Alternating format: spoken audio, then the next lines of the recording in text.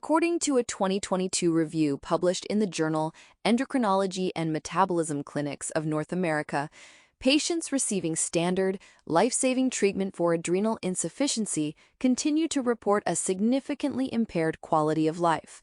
The medical community considers these patients stable. Their blood work looks acceptable. Yet, the people actually taking the medication describe their daily existence as just getting by. Today, we are examining a recent article titled Building a Life, Not Just Avoiding Crisis. The piece explores the profound psychological and physical shift that occurs when a person is diagnosed with adrenal insufficiency.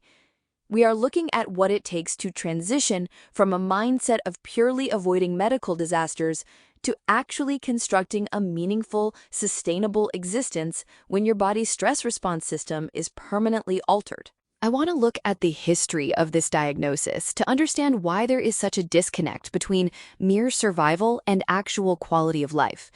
Before we had synthetic cortisol, this condition was essentially a death sentence. It was universally fatal. The British physician Thomas Addison first described primary adrenal insufficiency in 1855 in a monograph based on his work at Guy's Hospital in London. He observed patients who exhibited profound weakness, weight loss, and a distinct hyperpigmentation of the skin. He originally called it melasma suprarenale. At that time, Addison was studying the adrenal glands, which sit like tiny caps on top of the kidneys. He realized that when these glands were destroyed, usually by tuberculosis back then, the patient would inevitably decline and die. It was not until the mid-20th century that synthetic hydrocortisone became available. That medical breakthrough transformed Addison's disease from a terminal illness into a chronic, manageable condition. Calling it a manageable condition seems to be the root of the modern problem. The article points out a fundamental truth. Replacement does not equal replication. A patient takes a pill, but that pill does not act the way the human body acts. I want to break down why a synthetic hormone fails to replicate the natural physiological process. The human body is a highly sophisticated real-time manufacturing plant. In a healthy endocrine system, the hypothalamus and the pituitary gland constantly monitor the body's needs and signal the adrenal glands to release cortisol in a very specific pattern called a circadian rhythm. Cortisol levels are usually at their lowest around midnight, and they begin to rise sharply around 4 a.m., peaking just before you wake up. This surge provides the energy required to start the day.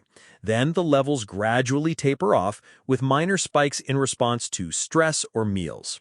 When a patient takes oral hydrocortisone, they are attempting to manually override a system that is supposed to be automatic. The manual transmission analogy makes the exhaustion much easier to understand. A person with an intact adrenal system shifts gears without thinking. If they get stuck in traffic, their body releases a bit more cortisol. If they catch a cold, their body ramps up production to handle the physical stress. A person with adrenal insufficiency has to anticipate every single gear shift. That constant anticipation carries a massive cognitive load.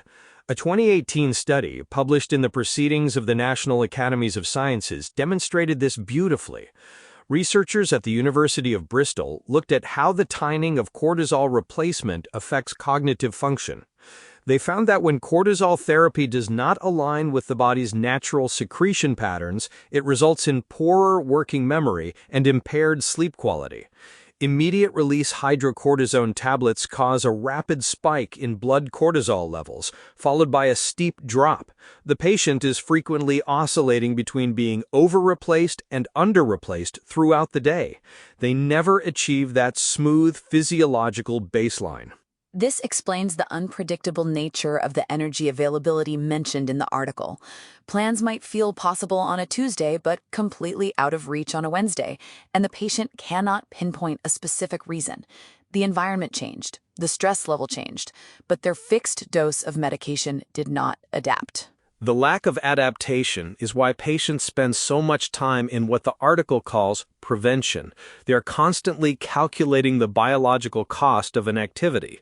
Going to the grocery store might cost them the energy they need to cook dinner later. Taking a stressful phone call might trigger a need for extra medication or require a 2-hour recovery period. The stress response remains altered. Even with the best endocrinologist managing the case, the system is brittle. The article touches on a very sensitive emotional dynamic. There is a pressure placed on patients, often by well-meaning friends, family, or even doctors, to feel grateful for stability. The underlying message is that since the patient is not in a life-threatening adrenal crisis, they should be happy. This completely dismisses the quiet grief of watching life continue around you while you are anchored to a rigid medication schedule and limited energy reserves. That pressure to perform gratitude is a heavy burden in the chronic illness community.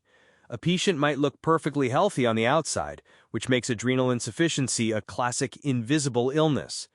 Caregivers and friends might notice a shift in spontaneity or a loss of energy, but because the person does not look sick, society struggles to accommodate the disability.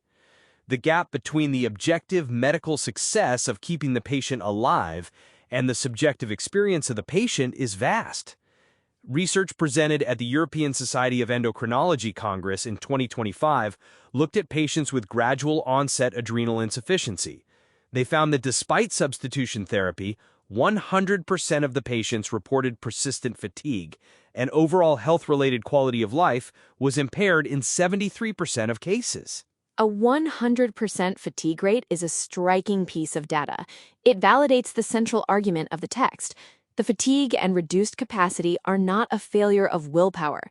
The patient is not doing something wrong. The current medical tools are simply inadequate. This brings us to the core thesis of the article. If the medical tools cannot restore the old life, how does a person go about building a new one? The first step is abandoning the expectation of returning to the pre-diagnosis baseline. As long as a person measures their current capacity against their past capacity, they will feel like they are failing. Building a life requires a shift in identity. The article suggests starting by noticing patterns rather than forcing outcomes. A patient might observe that they have more available energy in the mid-morning, or that specific social interactions require a longer recovery time the next day. By mapping these patterns, they can begin to pace themselves. Pacing sounds logical, but in practice it requires a radical redefinition of what constitutes a meaningful day. Society values relentless productivity. We measure success by how much we can pack into a 24-hour period. Someone managing an altered hypothalamic pituitary adrenal axis has to reject that societal metric entirely. They have to create their own metric. A meaningful life does not require constant energy or consistency. It requires intention. Instead of participating in everything, the individual chooses what matters most and allocates their limited resources to those specific priorities. This is the transition from avoiding crisis to building a life. Avoiding crisis means staying home because you might get tired. Building a life means deciding that attending a friend's wedding is worth the 3 days of planned rest it will require afterward. I see a tension there between safety and participation. It is a calculated risk. The text emphasizes that adjusting your life around what is sustainable is not giving up. It is a form of adaptation. Yet finding that balance must be arduous when the stakes are so high. A miscalculation does not just result in being tired. It can lead to an adrenal crisis, which brings us back to Thomas Addison's grim observations. An adrenal crisis is a life-threatening emergency characterized by severe abdominal pain, vomiting, a dangerous drop in blood pressure, and potential loss of consciousness. Patients carry emergency injection kits of hydrocortisone for this exact reason. The fear of triggering a crisis is entirely rational. That is why the adaptation process unfolds gradually. It takes time for a person to trust their body again, to learn the subtle warning signs of low cortisol, and to figure out the difference between normal fatigue and dangerous depletion. We are discussing adaptation as a psychological and behavioral process, but I want to touch on the medical horizon. If the fundamental problem is the delivery mechanism of the hormone, are there structural solutions being developed that might ease this burden? There are advancements in chronotherapy, which is the practice of timing treatments to match biological rhythms. Pharmaceutical companies have developed modified-release hydrocortisone preparations, such as Plenadren and Chronocort. These attempt to mimic that crucial early morning cortisol spike and provide a smoother tapering effect throughout the day. Studies such as those presented by the International Society for Pharmacoeconomics and Outcomes Research show that patients on modified-release formulations report better health-related quality of life compared to those on standard immediate-release tablets. Some patients even use subcutaneous pumps, similar to insulin pumps, for continuous cortisol delivery. These technologies aim to reduce the cognitive load of constantly managing the hormone levels manually. Until those advanced delivery systems become the standard of care, the burden remains on the patient to navigate the gap between survival and living. The text we explored provides a vital framework for that navigation. It validates the physical limitations of adrenal insufficiency while insisting that a smaller, more intentional life can still be profoundly fulfilling. Living within a system that requires a different pace does not make that life lesser. It simply requires a different architecture.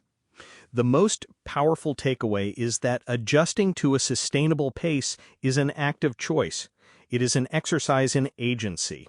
The patient stops fighting the biological reality of the missing cortisol and starts designing a life that fits within the new parameters. It is a shift from grieving the lost capacity to utilizing the remaining capacity with extreme precision. If you found this conversation valuable, please pass it along to a friend who might appreciate a deeper understanding of chronic illness.